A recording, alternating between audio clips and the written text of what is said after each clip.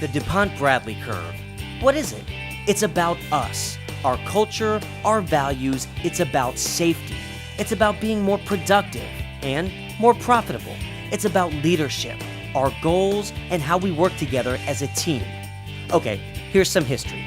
Back in the 90s, we went through a major organizational change, which revealed a significant variance in safety performance at different sites around the world. Some had almost zero reportable incidents, while others, well, let's just say there was a lot of room for improvement. Of course, people cited lots of valid reasons for what was happening: an increased emphasis on record keeping, air quality issues, yada yada yada. Bottom line, there was a problem at some sites that needed to be addressed.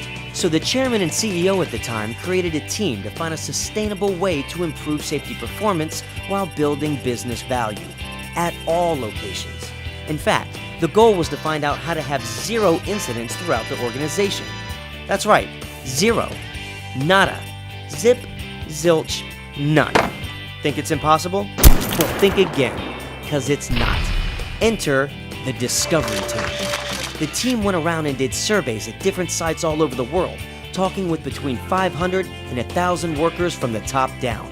They wanted to find out why some locations were operating safely and others were not. Here's what they found out. Pay attention now, because this is important.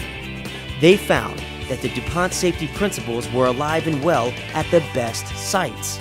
They also discovered that there's a direct correlation between a group's culture and how safe they are, and how productive they are, and how profitable they are.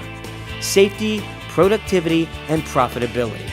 Pretty important stuff if you want to stay in business. They found that locations with higher safety reportable incidents had a lack of management commitment to safety, breakdowns in communication, and inconsistent safety leadership. They also found that sites with fewer reportable incidents had a distinctive safety culture that permeated the entire organization. So what's the key? Here's where the DuPont-Bradley curve comes in, so sit up straight and pay attention, because here comes the good stuff. Beaumont plant manager and Discovery team member Verlin Bradley had read Stephen Covey's 7 Habits of Highly Effective People. In the book, Covey talks about the stages of an individual's development. Bradley and the team expanded this concept to organizational development, and the DuPont-Bradley curve model was created. So now you know where the name comes from. The DuPont-Bradley curve illustrates the strength of an organization's safety culture, or relative culture strength, and its relationship to the number of recordable incidents. It shows the progressive maturity of a safety culture by looking at a spectrum of behaviors and mindsets that move from those that are reactive to those that are dependent, then independent, and finally interdependent. It then shows how an organization's relative culture strength corresponds to the number of recordable incidents that are likely to occur, as well as other key aspects of risk anticipation and operational discipline, which affect key aspects of productivity, quality, and profitability. It sounds complicated, but it's not, so listen up. The first phase is called the reactive stage. Reactive behaviors are those that just come naturally to most people. Everything is left to chance. There's a general lack of management involvement in regards to safety. It's an every person for themselves, hey, accidents just happen kind of mentality, where chaos rules and no real safety measures are in place. In a reactive environment, workers tend to think that safe behaviors like wearing a safety belt, for example, are optional. Since nobody's enforcing it, they do it when they feel like it, and they don't when they don't feel like it.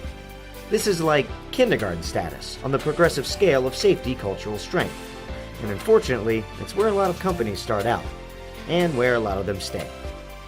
As you can see on the chart, this is also where you're most likely to have the highest number of recordable incidents and the lowest productivity and quality. Not a good place to hang out. Whether you're a company, a worker, or just passing through, it's a pretty dangerous place. Let's take a step to the right. The next level in improving the strength of a safety culture is called dependence. This is when management steps in and starts laying down a lot of rules. Now, it's not all bad. In fact, there's a lot of good. There's more training and an increased emphasis on safety. But the main motivation for following the rules and working safely is coming from the supervisors and other people in charge. When it comes to safe behaviors like wearing a safety belt, workers follow the rules because they're supposed to, not because they see any real value in them. They don't want to get in trouble, so they do it when they're told. at least when the safety supervisor's around.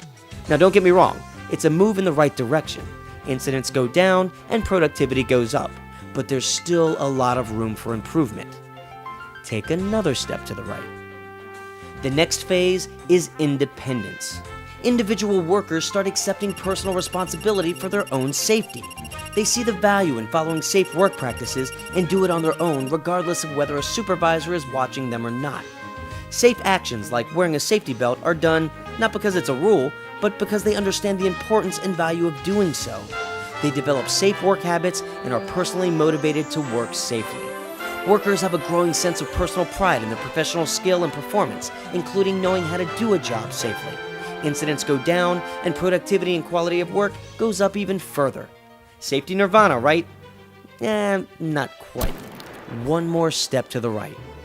The last phase in the DuPont-Bradley curve is what we're really shooting for. This phase goes beyond independence to interdependence. Interdependence happens when we recognize that we need each other. We're a team, and if we're going to work safely, I need you and you need me. What you do affects my safety as well as your own, and vice versa. We watch out for each other. We work together to make sure that everything that happens is safe for everybody. Safe actions like wearing safety belts are done not just for our own protection, but we make sure that others are doing the same because we care about their safety and we want to make sure that everyone around us is safe as well.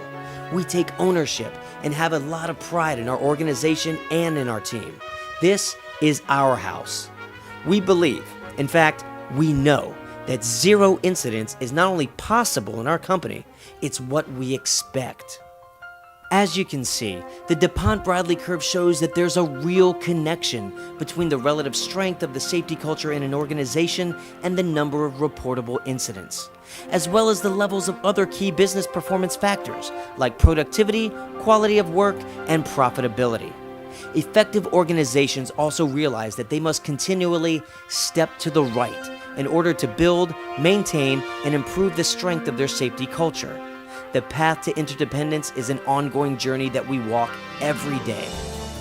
So how does an organization go from being reactive to interdependent? It starts with the leadership, but it ends with us. And you are a huge part of that. At DuPont, we're committed 100% from the top down to building a safety culture that is interdependent. We are a team, and as a team, we're all in this together. Our goal is to have zero incidents. Every person on our team is too important to expect anything less. We're proud of the work we do. When we all work together, we can create a workplace where everyone is safe. We all go home to our families at the end of the day. We're more productive, we're more profitable, and we create a work environment that we're all proud to be a part of. The DuPont-Bradley curve is a tool we use to help other organizations to see what is happening in their workplace culture and to help them move to the right toward interdependence so they too can enjoy the benefits of a safe and productive work environment. Everything starts with the leadership and extends down through every level of an organization. Using the DuPont-Bradley curve to help companies improve the way they do business is just another way that we're working to make our world a better place for all of us to live. Zero incidents in the workplace is not just a goal. With the help of the DuPont-Bradley curve, we're helping to make it a reality. So, that's the DuPont-Bradley curve. Let's all take a step to the right.